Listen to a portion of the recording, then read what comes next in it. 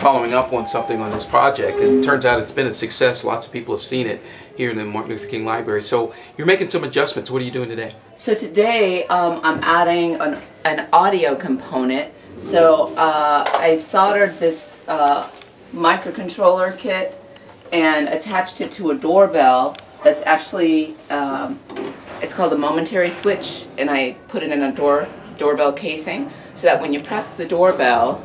At that time when I was 16, U Street was all black. You'll hear an oral history.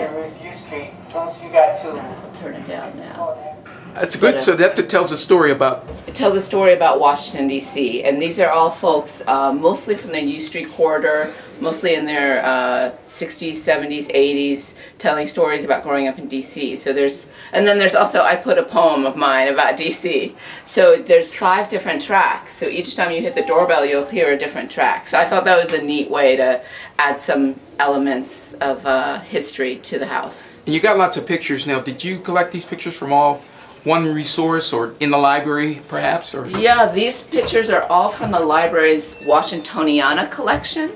And I thought it was a wonderful way, you know, normally these are in the research area and people don't always get to see them except for special exhibitions. So the library agreed to allow me to put some of these in here as if it's a sort of family photos. Mm-hmm. And I'm thinking of the city as a family in a way. And so these are the family photos from DC in the 60s and 70s. Was the purpose of this to bring consciousness to the history of the city through Black perspective, or was it also to celebrate where we're going? That's a wonderful way to put it. I mean, one of the things, you know, people have been talking about the fact that DC no longer has a majority Black population for the first time in about 50 years.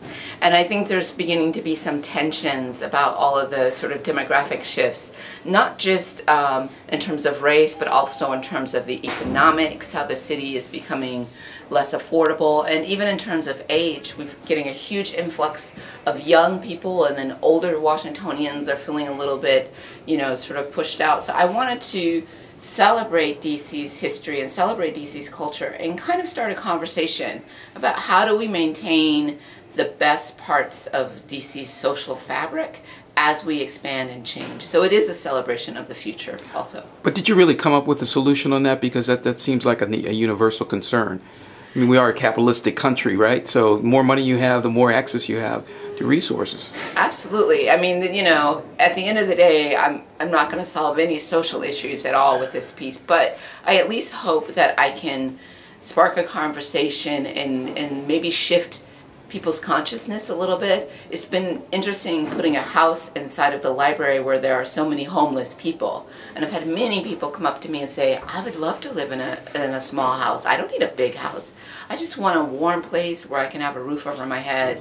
So it's been really interesting, all the dynamics that the piece makes people think about. But does that make you feel even more depressed about the circumstances, considering people wish that they could actually even have a small home like this? I mean, I guess I'm an optimist, and you know, one of my sort of dreams is that as an artist I might be able to insert myself into the conversation that's happening with city government and developers and get them to think about even something like the tiny house movement as a solution to homelessness. Because right now, you know, there are tiny houses in DC, but they're almost for elites, and it'd be nice if we could have, you know, working class and poor and middle class and upper class all having access to these smaller house structures. Okay, so that would be modular homes. Did you have maybe a relationship with a modular home builder? Do you think could develop something, a prototype or something? I've been working with an architect to make a modular version of this house so that it can be a traveling exhibition. And it would be great if someone was inspired by the art installation and said, oh, well, we can make these into something practical. It's a little bit maybe outside of my area of expertise, but I would love to be able to start having those collaborations and conversations. As long as it's warm, some people will be willing to live in practically a closet.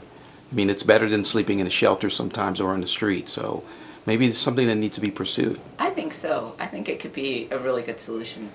Okay, well, at least we're coming to some guide, some way that we can make this happen, right? Yes, absolutely. Okay. Let's go see who we can talk to about it. Let's spread the word, yeah. Yes. All right.